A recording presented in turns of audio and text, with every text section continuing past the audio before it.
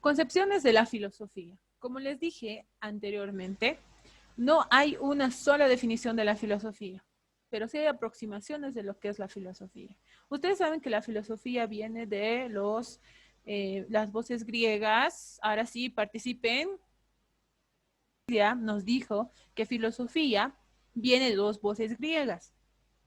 Filos es amor, amor filial, y Sofía es sabiduría. Ahora, ¿se acuerdan que les decía que los griegos tenían dos tipos de amor, verdad?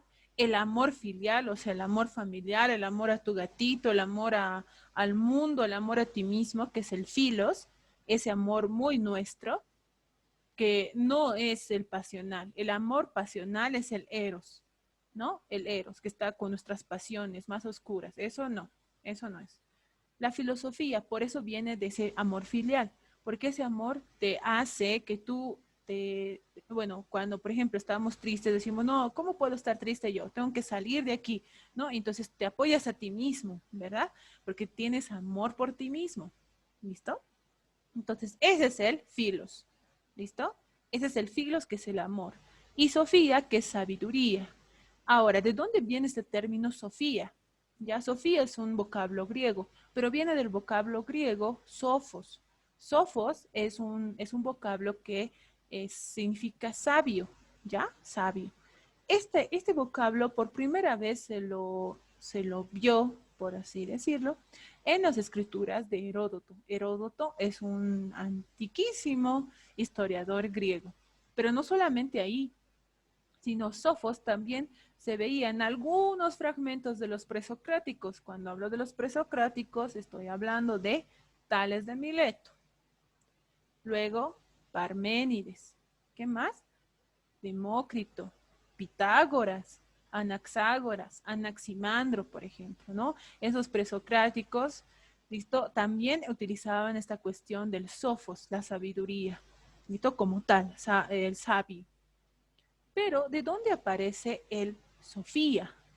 Sofía viene, bueno, aquí tenemos que agradecerle mucho a Sócrates.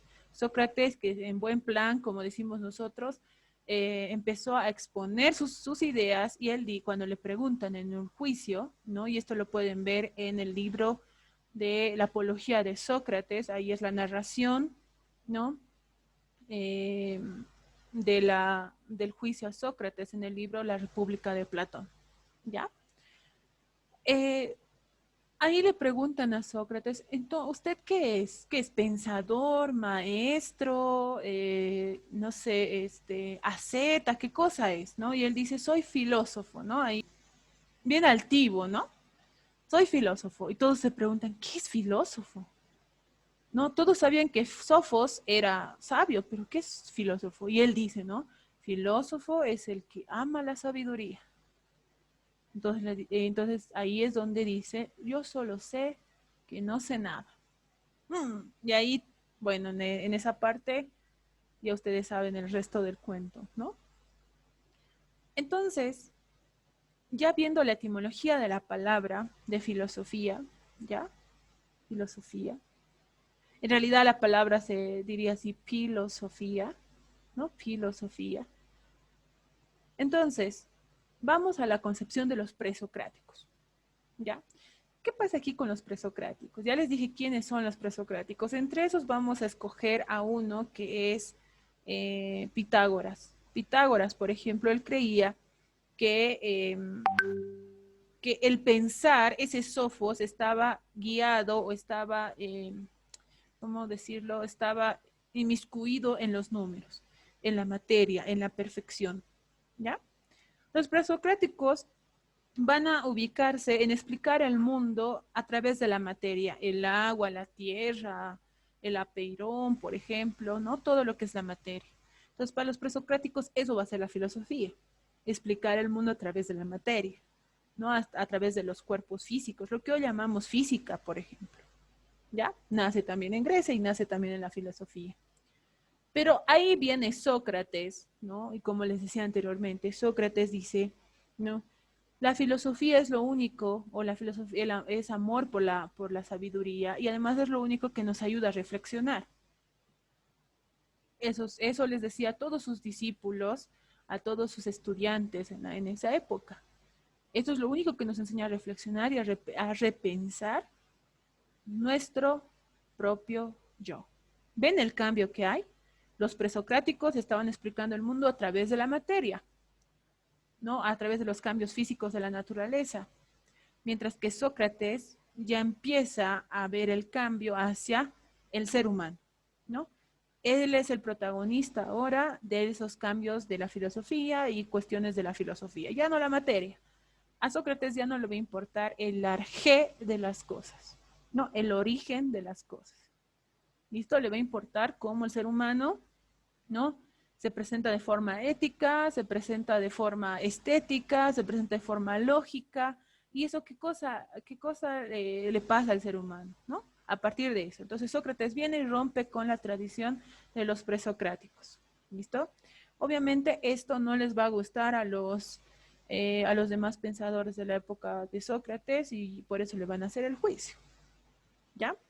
Ahora, después de Sócrates tenemos a Platón. Para Platón, ¿qué cosa va a ser la filosofía? Pero antes, díganme el otro nombre de Platón, porque Platón es su nombre de Facebook, no es su nombre real. ¿Cuál es? Discípulo de Sócrates. Cuando Sócrates enseñaba en las plazas, en el ágora, ¿no? En el ágora, Platón era jovencito, de hecho tenía la edad de ustedes, ¿no? Prácticamente. Desde esa época era su discípulo de Sócrates. Y él también presenció el juicio a él, ¿ya? Muy bien. Ahí Franco está jugando con su cámara, no sé qué ha pasado. Ya, muy bien. Entonces, ¿qué es la filosofía para Platón? ¿Será lo mismo que decía su maestro, que es Sócrates? Bueno, para Platón, ¿ya? La filosofía es el punto de partida para observar el mundo, para asombrarse de él y también para entender el mundo. Es un poco diferente a lo que decía su maestro, Platón, Sócrates, ¿no? Platón dice otras cosas, va un poquito más allá que su maestro Sócrates. Ahora sí, vamos con Aristóteles, ¿ya? Entonces, Aristóteles es discípulo de Platón. Platón ya mayorcito, ¿no? Recibe a nuevos estudiantes y Aristóteles se presenta para formar parte del curso de Platón. ¿Listo? Para Aristóteles, ¿qué es la filosofía? En primera instancia, para Aristóteles la filosofía va a ser la madre de todas las ciencias. ¿Ya? ¿Por qué? Porque escribió mucho sobre física, sobre biología. De hecho, también Darwin, por ejemplo, se basó en los textos de Aristóteles para sacar su libro de Darwin, todos lo conocen, ¿no? También Aristóteles, por ejemplo, va a escribir sobre literatura, ¿no? Literatura, va a escribir sobre ética, va a escribir sobre justicia, sobre política. ¿Me entienden? Es un filósofo multifacético. De hecho, de él va a partir la idea de que los filósofos deben conocer todo. ¿Listo? Entonces, ¿qué es para Aristóteles la filosofía? La filosofía es la ciencia primera de todas las cosas. Por eso se le atribuye a la filosofía la madre de todas las ciencias. ¿Listo? Muy bien. Ahora sí, antes de pasar a las disciplinas de la filosofía, ¿ya? Aquí ya lo vieron. ¿Listo? Estas disciplinas de la filosofía, ¿ya?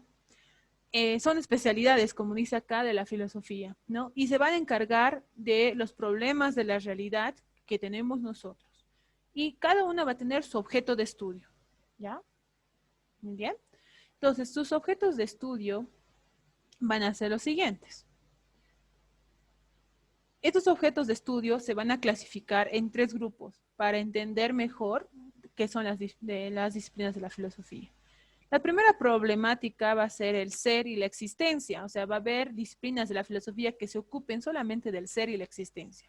Luego el conocimiento y por último, la categoría de el valor. ¿Me entienden? Entonces, primero está la filosofía con sus tres campos de disciplinas, el ser y la existencia, el conocimiento y el valor. ¿Ya? Muy bien. Ahora sí. Por ejemplo, ¿qué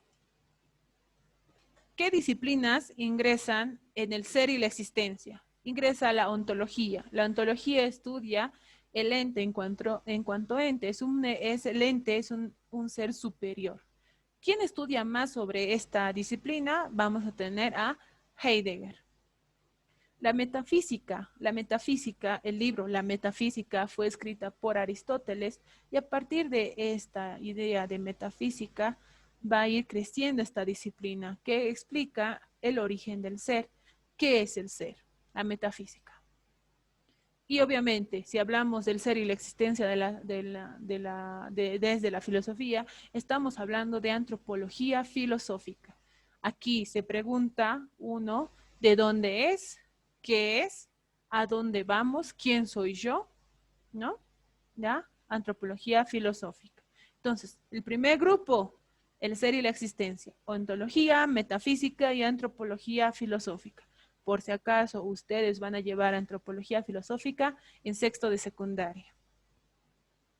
Muy bien. Tenemos ontología, metafísica y antropología. Ahora, les he explicado a grandes rasgos lo que es la ontología, pero viene del griego ontos, que significa ser. Ustedes me dirán, pero profe, el ser no estudia la metafísica, como les decía, ¿ya? La metafísica es algo un poco pequeño en consideración al ente. Es el estudio del ser en cuanto ser, el ente en cuanto ente, de la esencia del mismo ser. Es un poco caótico empezar a entender esto, pero si ustedes en sexto de secundaria y en quinto de secundaria, vamos a ver algunos fragmentos de las obras de Heidegger, quien estudia netamente a la ontología, ¿no? Y por eso analiza estos principios. Por ejemplo, hay categorías ontológicas para describir al ser humano, al ser, a los otros seres, como los animales, por ejemplo, ¿no?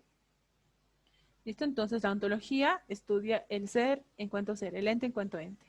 La metafísica viene de metafísica, ¿no? Y del griego metafísique, que significa filosofía o primera ciencia, ¿no? Metafisis, primera física. ¿Listo? Entonces, es una rama de la filosofía, obviamente, es una disciplina que estudia la estructura y la naturaleza y los principios fundamentales de la realidad. Por ejemplo, cuando digo que todo es uno y ese uno es todo, es netamente desde el punto de vista metafísico. Tengan en cuenta que las cosmovisiones de Oriente, o se está hablando de China, Japón y la India, ¿no? Inclusive los mismos griegos al principio, tenían un conocimiento metafísico de las cosas, ¿ya? Muy bien, entonces la metafísica también es importante para la filosofía. Ahora, la antropología filosófica viene de antropos, que es antropos, hombre, y ahí es el estudio filosófico de nuestra naturaleza. ¿Qué somos, ¿no? ¿De dónde somos? ¿Por qué estamos aquí? ¿A dónde vamos, por ejemplo, ¿no? ¿Hay vida después de la muerte? Por ejemplo, es una pregunta netamente de la antropología filosófica, unida con la metafísica, obviamente, ¿no? ¿Qué hay después de la muerte? Listo. Ahora sí, vamos con el segundo grupo, que es el conocimiento. A ver, ¿qué hay dentro del conocimiento en estas disciplinas? Tenemos la nociología, la epistemología y la lógica. La nociología, ¿ya? Estudia el conocimiento. Viene de gnosis, ¿no? Gnosis, que es un vocablo griego que significa conocimiento. Pero a la nociología también se lo llamó en un determinado momento la teoría del conocimiento. ¿Por qué? No solamente estudia, como dice aquí, el origen, evolución, posibilidad, esencia de los elementos que generan el conocimiento, no, sino lo que estudia la nociología es lo siguiente, ¿ya? Yo como ser pensante, sujeto, conocedor, o sea, voy a empezar a conocer, veo este objeto que está aquí. Yo lo conozco, entonces la nociología pregunta, ¿cómo lo conozco? ¿Cómo estoy conociendo? a través de los sentidos, o este objeto ya venía con conocimiento y yo lo estoy descubriendo. Entonces, por eso en la gnoseología va a haber dos corrientes.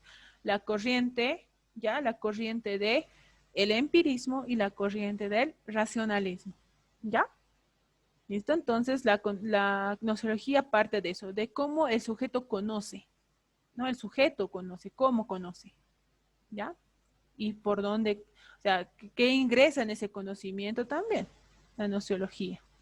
¿Listo? Es interesante esta disciplina de la filosofía. Otra disciplina de la filosofía va a ser la epistemología. La epistemología también estudia el conocimiento, pero el conocimiento desde el punto de vista científico, ¿ya? Episteme significa ciencia en griego, ¿ya? Y muchos decían que la epistemología era la teoría de la ciencia o la filosofía del conocimiento científico, ¿listo? Entonces, aquí la epistemología va a estudiar no solamente el conocimiento científico, también va a cuestionarse del por qué existe la ciencia y hasta qué punto puede llegar la ciencia y cuál va a ser sus límites, por ejemplo, o no tendrá límites en la epistemología, ¿verdad? Por último, lo que nos va a hacer doler la cabeza en este curso es la lógica, ¿no? La lógica viene del griego antiguo que significa, ¿no? Que logos, que es la palabra una palabra o un pensamiento, ¿no? El logos, que es origen, también significa. En realidad, si entendemos la traducción como tal, es dotado de razón o intelecto. La razón misma, el logos. ¿Listo? Estudia el pensamiento, qué tipos de pensamiento hay, ¿no? Hasta dónde podemos conocer las cosas a través de la gnoseología también, ¿sí? La lógica se ayuda mucho de la gnoseología.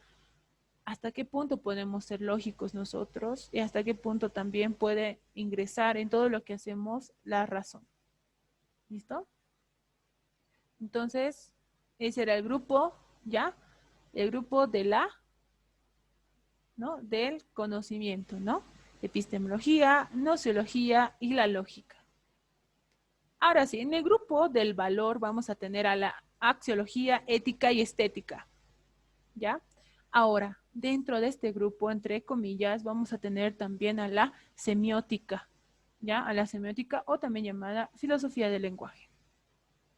¿Listo? Axiología, ética y estética. Axiología viene del griego axis, que significa valor, ¿ya? La axiología también nos ayuda a decir o a estudiar, ¿no? ¿Qué valor o qué esencia de valor tienen los objetos? O yo tengo o valor. Por ejemplo, vuelvo al ejemplo de esto. Ya sabemos cómo conocemos, por ejemplo. Ahora, me pregunto, ¿yo le estoy dando valor a este objeto? ¿O este objeto ya viene con un valor, por ejemplo? Tiene un valor agregado. Por el hecho de tener florcitas, ser color rosado, porque tengo otro que tiene florcitas. No, este no tiene florcitas, miren, ¿no? Esta es de color rosado igual. ¿Pero por qué es diferente? ¿Tiene diferente valor? Es lo que estudia la axiología. También estudia la escala de valores que tienen ustedes. Por ejemplo, para unos puede ser importante lo material y eso puede estar arriba. Para otros puede ser el conocimiento, por ejemplo, pues es lo principal para una persona. Entonces, eso es su escala de valores. Para otros puede estar en su escala de valores el valor religioso, por ejemplo. Entonces, ese sería su escala de valores de cada uno de ustedes. ¿Ya? Entonces, eso estudia la axiología. Ahora, un autor estupendo que estudia la axiología es el señor Frondizi. ¿Ya? Frondizi. ¿Bien? Entonces, clasifica y la relaciona con el ser mismo, ¿no? Lo que les decía, en el acto valorativo. Nosotros damos un juicio valorativo a las cosas, o es que las cosas ya vienen con ese juicio valorativo. ¿Ya? Muy bien. Ahora, vamos con la ética. La ética viene del griego etos, que significa costumbre. ¿Ya? Pero ¿qué tendrá que ver con lo que entendemos por ética? También es llamada la filosofía de la moral, ¿no? Estos va a estudiar principios, fundamentos y los juicios morales que forman parte de la axiología, de nuestra estructura axiológica de los valores. ¿Ya? Por eso aquí es importante entender que si bien la axiología es parte de la filosofía, pero dentro de la axiología hay la ética, ¿ya? Y la ética sale de la axiología para inmiscuirse solamente en los fundamentos de la moral, ¿ya? Cómo debes portarte, por ejemplo, ¿no? Como dicen, ¿no? El juramento de Hipócrates, lo que hacen los médicos, ¿no? Cuando se titulan, Hipócrates es un griego, ¿ya? Ese juramento de Hipócrates tiene muchas líneas, fundamentos éticos. Por ejemplo, atender o salvar una vida, si es asesino, cualquiera, pero tienes que salvarle la vida porque es un ser humano, ¿no? Eso forma parte de la ética de los médicos, por ejemplo. ¿Ya?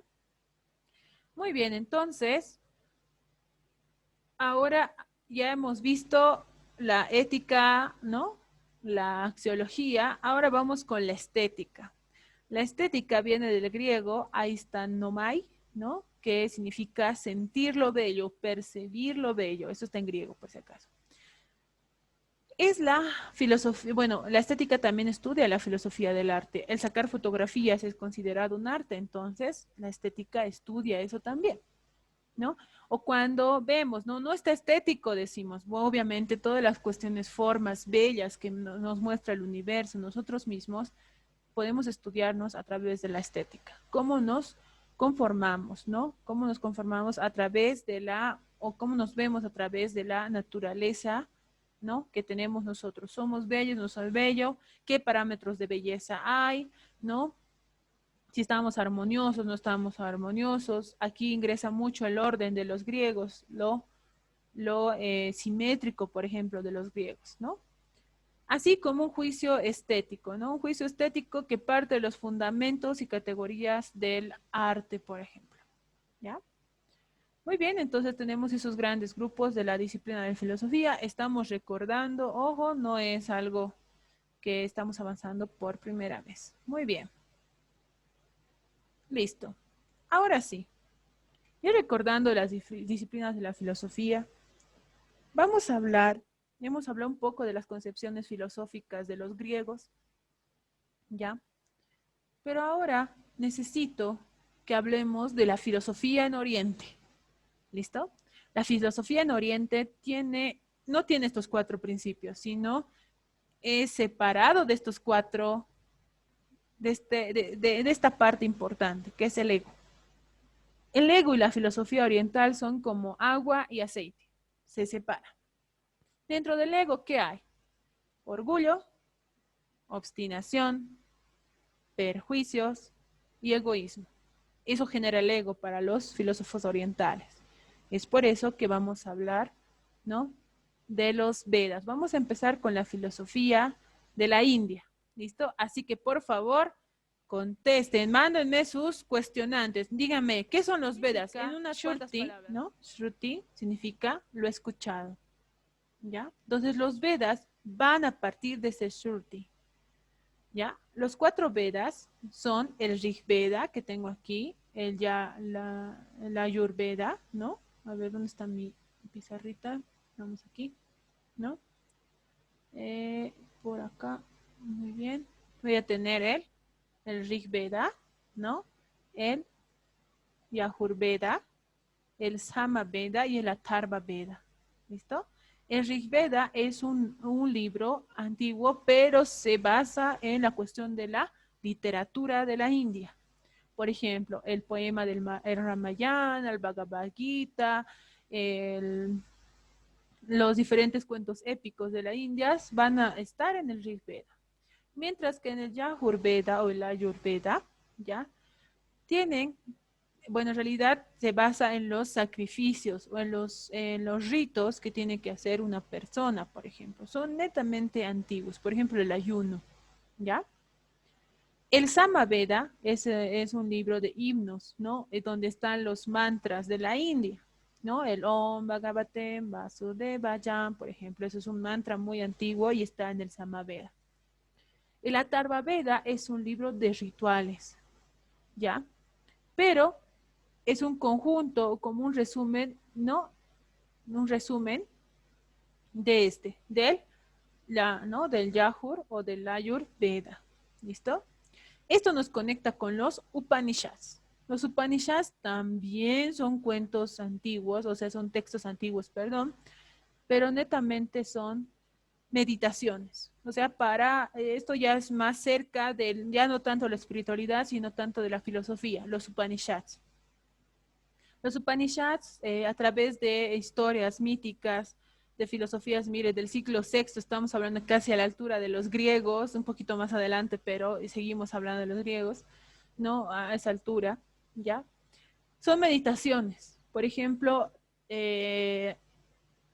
no sé, de ahí viene el todo es uno y el uno es todo, por ejemplo. ¿Cómo me pueden explicar eso, no? Entonces, eso está explicado en los Upanishads, ¿ya? Ahora, en el Sriti, ¿no? Sriti, Rimiti, significa lo recordado, ¿ya? Por ejemplo, aquí hay unos textos muy interesantes y antiguos también en la India, que es el Mahabharata, por ejemplo, ¿no? El Mahabharata, el Ramayana, ¿no? La historia de Rama y Sita, los Puranas, ¿no? Escritas, miren, en el siglo tercero y el siglo noveno, no, onceavo, sí, onceavo o noveno, no, onceavo antes de Cristo, no, perdón, después de Cristo. ¿Me entienden? Entonces son libros antiguos. La filosofía de la India no solamente viene con, ya no viene con creencias, ¿no? De hecho, estas no son creencias. Esto netamente es una forma de vida, ¿ya? Y no solamente eso, ¿ya? No es una forma de vida, sino también es parte de la espiritualidad.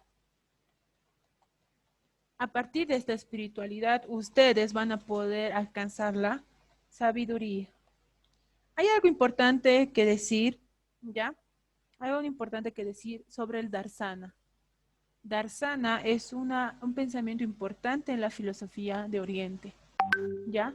Los Vedas, por ejemplo, como hemos visto que son libros sagrados y son 4 libros antiguos, de ese conocimiento de los Vedas va a salir el jainismo, por ejemplo, que ya es una forma de vida ya más espiritual, y el budismo, ¿no? El budismo es una forma de vida, no es una religión, no cree en Buda. De hecho, en el budismo no hay dioses específicos, ¿no?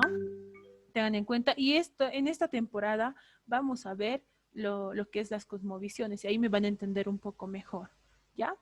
Entonces, de la India va a salir una espiritualidad que es el jainismo y el budismo. ¿Listo? De hecho, Buda era un príncipe de la India, ¿no? Siddhartha Gautama se llamaba. Muy bien. Ahora sí, vamos un poquito más a este lado, ya no la India, sino vámonos a China. Y vamos a hablar de Confucio. Confucio no es un chino japonés que creó la confusión. No, nada que ver. Confucio es un filósofo antiguo que se dedicaba ya a escribir sobre las leyes de justicia, sobre las leyes y la justicia, cómo el ser humano puede guiarse por las leyes y la justicia. Para él había 3 principios importantes: el equilibrio mental, la armonía del corazón y el orden en cuanto a tus acciones. ¿Se acuerdan de que les dije una vez que deberíamos tener todos disciplina, orden y respeto? ¿Ya? De ahí parte esta cuestión de las enseñanzas de Confucio. Confucio es un pensador muy importante en cuanto a leyes y en cuanto a justicia. De hecho, se le atribuye a él que trató de hacer una primera constitución para una China imperial. ¿Ya? Confucio, su nombre original es Confucio, porque vamos con otra idea de la filosofía oriental, que es el Tao. ¿Ya? ¿Dónde encontramos esta cuestión del Tao? Encontramos con el pensador Lao Tse. Lao Tse es un pensador importante de la China antigua que nos dice, ¿no?, que todo, igual nos dice que todo es uno y el uno es todo, y que todos deberíamos elegir un camino, pero si no has elegido tu camino, no te preocupes. En algún momento lo vas a tener que elegir y en algún momento ese camino tal vez te lleve a otro camino. Tienes que seguir el Tao de tu vida, es lo que te diría ahorita Lao Tse. Lao Tse con su libro, el libro del sendero, ¿no? El sendero y el camino y el sendero. El libro del Tao Te Ching, donde explica la esencia del Tao, ese es Lao Tse, ¿no? En resumidas cuentas, el Tao es el camino de vida. Ahí tenemos el yin y el yang. Como ven estas rueditas que van girando a cada rato, ¿ya? ¿Esto qué quiere decir? Ahí va la explicación del bien y del mal de la filosofía oriental. En la parte negra y en la parte blanca, el yin y el yang, ¿no? No puede decir que uno es malo y otro es bueno y todo está en uno, no, sino que lo bueno es parte de lo malo, de lo malo, como de lo malo es parte de lo bueno. O sea, la maldad es también parte importante de la bondad, como también la bondad es parte importante de la maldad. Por eso están unidos. ¿Sí? ¿No? No pueden separarse. Uno con otro forma un uno con otro forma el otro. Por eso en la parte negra, donde ven ustedes, hay un punto blanco. Donde está la parte blanca, hay un punto negro. Entonces es una explicación del yin y el yang, ¿ya? El camino de la vida. Muy bien. Ahora sí, vamos a escuchar esto. Ya vamos a escuchar esto. A ver, según las enseñanzas antiguas en la filosofía de la China, muy antigua, un día se han encontrado Confucio y Lao Tse. Lao Tse le va a hacer volar el coco a Confucio. Y Confucio era un capo pensador, pero se encuentra con Lao Tse y Confucio se queda así pasmado por lo que le dijo. Y ustedes me van a decir, me van a explicar lo que dijo o lo que le dijo Lao Tse a Confucio.